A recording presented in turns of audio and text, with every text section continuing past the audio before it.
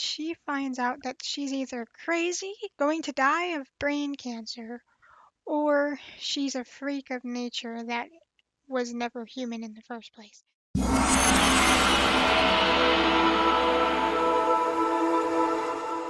Welcome back to a new book review. Now, the book we are going to be talking about today is Born at Midnight by C.C. Hunter.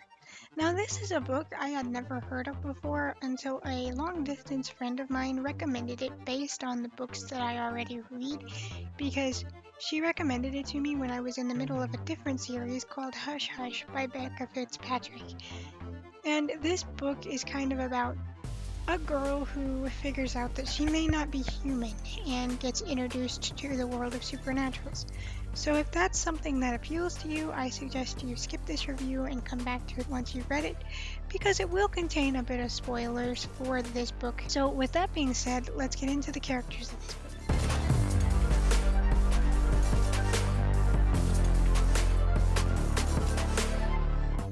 Because our main character is getting introduced to the fantasy world for the first time, there are a lot of characters we get introduced to.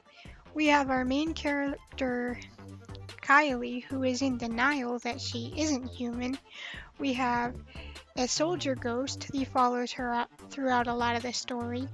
And we have all of her classmates, mainly a vampire named Dedella, a witch named Miranda, a werewolf named Derek, a shapeshifter named Peters. There's a lot of characters going on. You have the camp director Holiday, and then there's an FBI agent that's poking around, or the equivalent to the FBI agent, her mom, and her dad. So there's a lot of characters we get introduced to. I think they are all fun, and that's part of what makes this enjoyable. So with that being said, let's get into my thoughts on this book.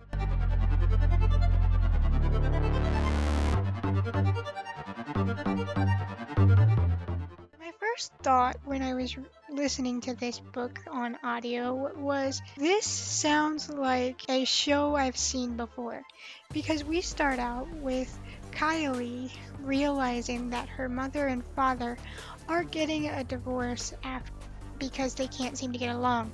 She at first thinks it's because her mom is a cold and distant person and she pushed her dad away, but events later bring to light the truth of why they're getting a divorce. But her dad leaves because they want a divorce, and she is at first upset that her dad didn't take her and can't understand why he didn't take her with him. And add on to that the fact that her mom sends her to a camp for troubled teens. She's reeling and she's not having the best time at the moment. And while she's not having the best time, she finds out that she's either crazy, going to die of brain cancer, or she's a freak of nature that was never human in the first place, because her mom, under recommendation of her therapist, ends up sending her to this summer camp. And at this summer camp, she meets Della, who claims to be a vampire and is even caught drinking liquid that at first she doesn't want to accept is blood. You have Miranda, who claims to be a witch, and she always has a frog that follows her around, and she's like, what's up with the frog? This is weird. She ends up also coming in contact again with an old family friend who she thought was responsible for killing her cat when she was young. And that's Derek. And then there's a shapeshifter named Perry, who's a little bit of a perv, and a few other people.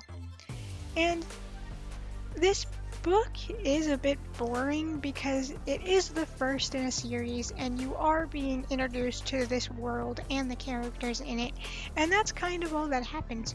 You meet the camp counselor, you meet all of the people that are going to be in Kylie's life. You get acquainted with the rules of the summer camp and about the fact that a lot of people there are not human in one way or another, and because of that they were sent to this camp to either guide them in their abilities and teach them how to live amongst humans, even the vampires and the werewolves who are known to prey on humans.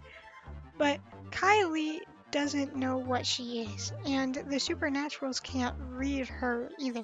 And I'm not like talking like read her mind, but supernaturals give off this different aura from each other. And for some reason, Kylie is very closed off and very hard to read, and that makes everybody a little suspicious of her. Especially when the equivalent to the FBI shows up at the camp and is berating the camp leader, Holiday, because I guess animals are going missing from the zoo and they're endangered. And it all comes to a head when Kylie walks into her dorm room to find a lion in her bed. And that's when the soldier guy that is stalking her is like, trust me, don't move, don't provoke it, just let the lion do its thing and don't panic. It's just, if you like character-driven stories, the first book of this will be for you, because that's basically what it is. It's setting up the characters and the world and how things are going to work. There's not much stakes and there's not much actual happening going on. The animal thing isn't really touched on until kind of the last hour of the book or the last few chapters of the book. So when I say it was boring, that doesn't necessarily mean it wasn't enjoyable to read, because I like, character interactions. I like introductions to a new world. That's one of the reasons I struggle so much with high fantasy, is because 9 times out of 10 in high fantasy, the author just seems to plop you right in the middle of a story that's been going on for hundreds of years, and you're left to play catch up because the author seems to not care that you haven't been there forever. Like, I get why they do that sometimes, but a lot of times it makes it harder to get into a story. So I like seeing when characters are introduced and the world is started from the beginning, and that's what this book is. I don't know if there's going to be more plot going on down the line, but this is a 4 or 5 book series, I think. I have to double check the picture my friend sent me to make sure, because I do plan to continue the series. I do want to finish Final, though, which is the last book in the Hush Hush series, but I have a wait time on the audiobook. I have a wait time on all the books that I want to listen to. I have a wait time on Final, which that's only a couple of weeks. I have like a few months on Quicksilver, because I've been hearing a lot about that, and I'm like, I don't know if I like the idea of the book enough to buy it. I just want to listen to it. And then I have like a whole year before I can listen to the final Harry Potter book. If that book doesn't come in soon, I might just... My brother already gave me permission to read his copy of the final Harry Potter book, or the final 2, so if I have to wait too much longer on the Harry Potter book, I'll just go ahead and read his copy, even though sitting down to read a physical book has kind of been a challenge when I'm in the middle of reading Crescent City by Sarah J. Maas. I finally decided to start this series, even though my aunt got it for me like last summer. I really was excited for this series, and then stuff happened and I was like, I'm not in the mood to read blood and gore, and nothing, like no death happened or anything, just I was not in a place to read blood and gore, because this is about a very bloody murder investigation and detective work. But sometimes it's nice to read a boring book, especially when you have been reading high tension books. So if you're in the mood for like a gentle fantasy and one that feels familiar, because there are plenty of shows and anime like this book, then I recommend you pick it up, because the characters are fun.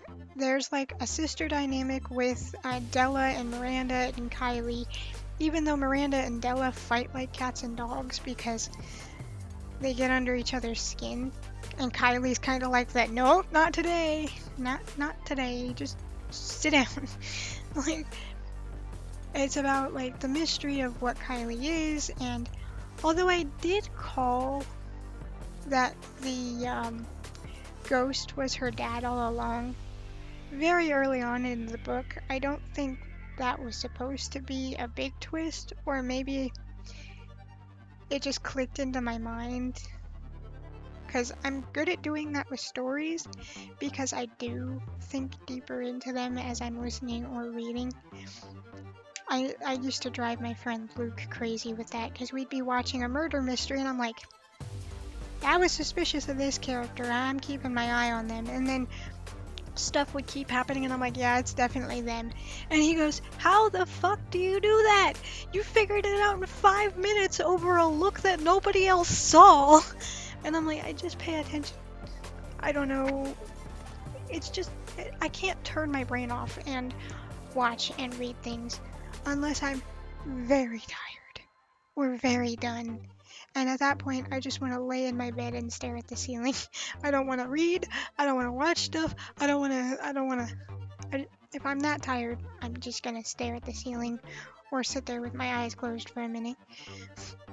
But this is a very fun character story, and I can't wait to see how the plot goes, because I feel like the next book is going to be her actually working to discover what it is that she is, because no one knows, not even the camp director.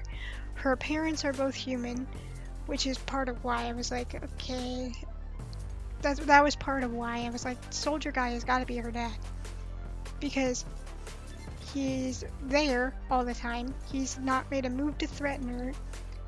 Neither of her parents are supernatural. No one in her family seems to be supernatural. Like, it just all added up. And I think this book is a good time despite being a little boring because there's not much plot going on.